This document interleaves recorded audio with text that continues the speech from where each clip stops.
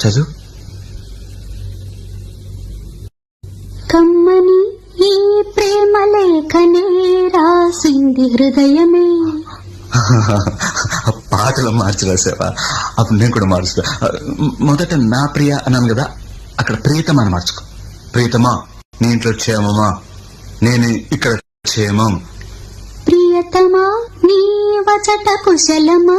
నీ నిజట కుశలమే. ఆహా, ఓహో, నేను ఊహించుకుంటే కవిత మనసులో వరదలా పొంగుతుంది. కానీ అదంతా రాయాలని కూర్చుంటే అక్షరాలే, మాటలే. ఊహలన్నీ పాటలే కనుల తోటలో.